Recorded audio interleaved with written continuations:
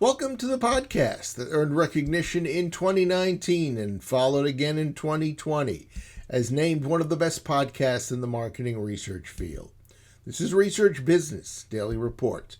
We are the industry's only daily research video blog.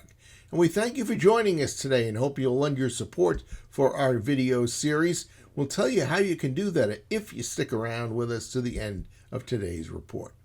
I'm Bob Lederer, now in my 26th year as the respected voice in market research. Discuss.io's new Chief Strategy Officer Jim Longo is back as we promised, and he's going to cap his thoughts about COVID in particular vis-a-vis research and online qual in particular.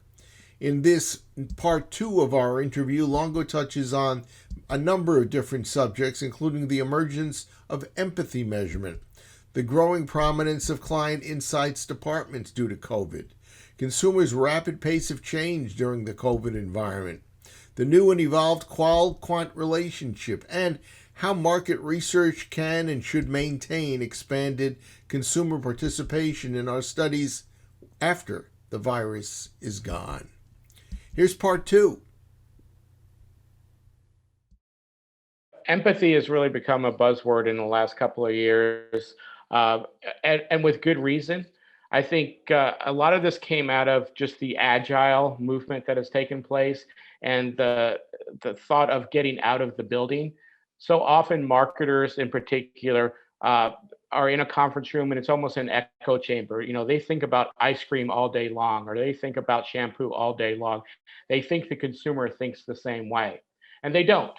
So, you know, when they go and talk to a consumer, often consumers come up with very broad and saying, you know, I don't know, I've just always bought this, or, you know, I only buy what's on sale.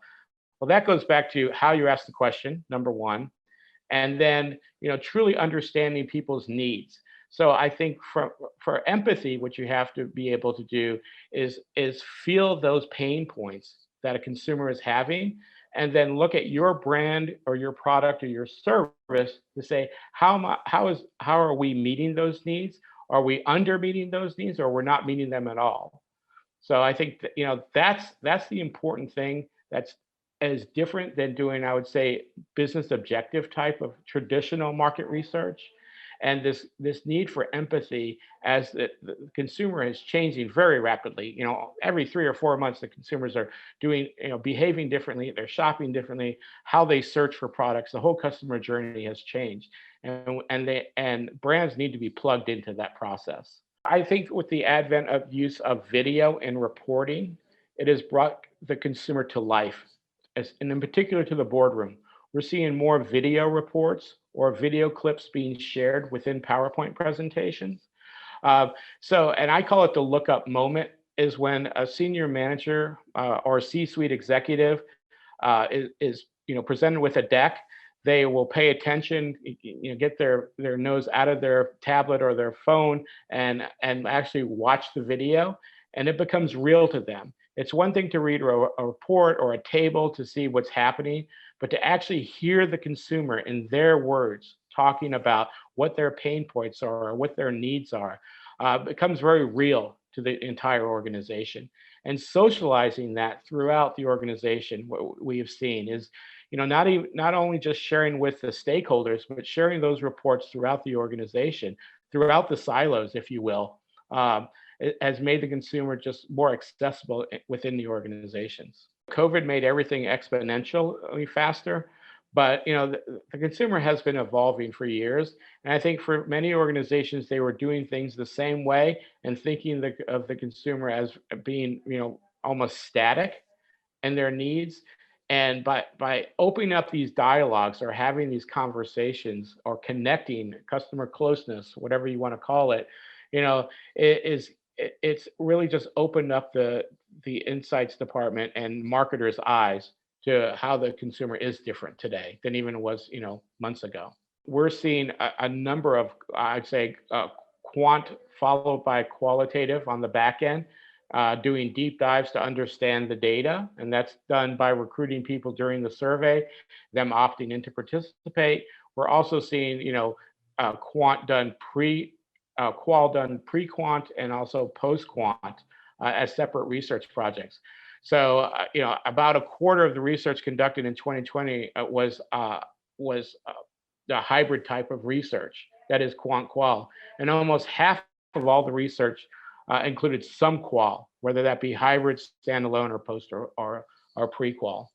I think this is the opportunity that the market research industry has been looking for. Unfortunately, because of COVID, but advent of these empathy programs and customer closeness type tips, what we've seen is that having these conversations and trying to relate with the consumer as opposed to talking to them, it's having a conversation. So, we've pre-COVID, it was all about social media listening, right? And watching Twitter or watching Facebook and see how the consumer, but we weren't having a conversation.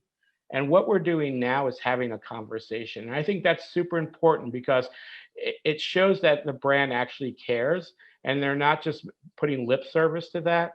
Because if I'm asking you 2 or 3 follow-up questions, now we're doing this on a one-on-one level, but you're going to leave this conversation and think stronger of that brand because you've had that conversation with me, right? And that you're going to go out and tell your friends, hey, that's a really cool brand because they care and they ask some personal questions, and so they're listening. So if anything, it creates brand ambassadors and it helps the industry overall. That wraps up today's Research Business Daily Report. Now, if you're not at all familiar with the editorial goal of what RBDR is providing, let's state it clear and straightforward for you. It's news, insights, and commentary you're not going to find anywhere else. And we think that if you give us regular viewing, you'll appreciate what we are presenting.